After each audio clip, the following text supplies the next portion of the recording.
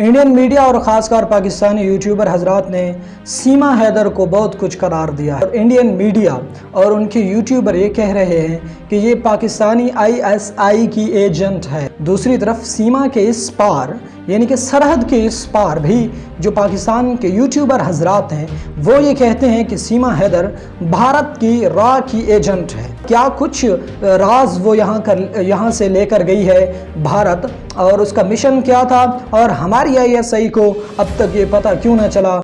अस्सलामुअलैकुम वरहमतुल्लाहि वबरकातुहू। नाजरीन, मेरा नाम मोहम्मद जुनैद है। आप मुझे देख रहे हैं मेरे यूट्यूब चैनल पर। मेरे यूट्यूब चैनल पर आने का बहुत शुक्रिया। नाजरीन, बात करते हैं सीमा हैदर की। बहुत चर्चे हो रहे हैं सीमा हैदर के। इंडियन मीडिया और ख़ासकर पाकिस्तानी यूट्यूबर हजरात ने सीमा हैदर को बहुत कुछ करार दिया है। जैसा कि आपने यूट्यूब पर ज़रूर देखा होगा, हमारे यूट्यूबर और इंडियन मीडिया और उनके यूट्यूबर ये कह रहे हैं कि ये पाकिस्तानी आईएसआई की एजेंट है। सीमा हैदर के बारे में ये कहा जा रहा है हिंदुस्तान में, और भी बहुत कुछ कहा जा रहा है। यूट्यूबर हजरात अपनी रेटिंग बढ़ाने के चक्कर में ये भी कह रहे हैं कि पाकिस्तान की एजेंट है। और दूसरी तरफ सीमा के इस पार यानी कि सरहद के इस पार भी जो पाकिस्तान के यूट्यूबर हजरात हैं वो ये कहते हैं कि सीमा हैदर भारत की रॉ की एजेंट है।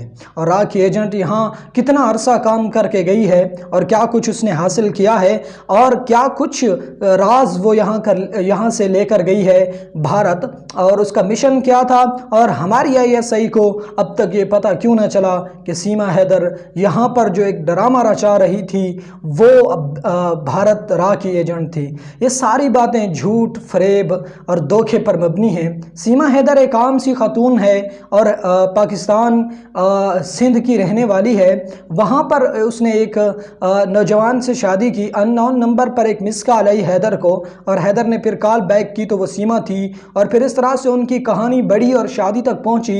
हैदर एक गरीब लड़का था, उसके पास ज़रिया माश कुछ ख़ास नहीं था, सो वो पाकिस्तान से बाहर सऊदी अरेबिया माश की तलाश में निकल पड़ा। हैदर ने ये सोचा कि बच्चों को एक मोबाइल फ़ोन लेकर देता हूँ, एंड्रॉयड मोबाइल फ़ोन। बच्चे मुझसे बात भी करेंगे और कुछ उनका वक़्त भी सही गुजर जाएगा, गेम्स वगैरह खेल कर, इंटरनेट चलाकर। ये उसकी सबसे बड़ी गलती थी, और इस गलती ही ने हैदर को डबो दिया।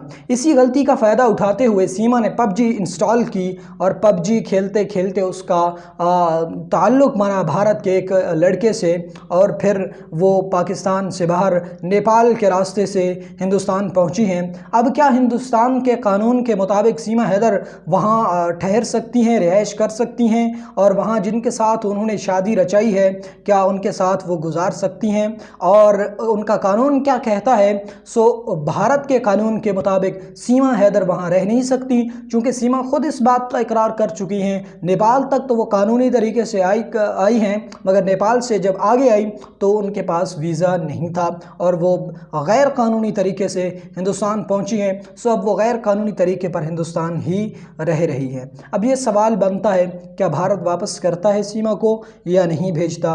ना तो वो रॉ की एजेंट थी, ना आईएसआई की एजेंट थी। सीमा एक आम खातून सी, और वो खातून एक नौजवान के इश्क में मुब्तला हुई, और उस इश्क ही ने सीमा को सीमा पार करवा कर हिंदुस्तान पहुंचा दिया।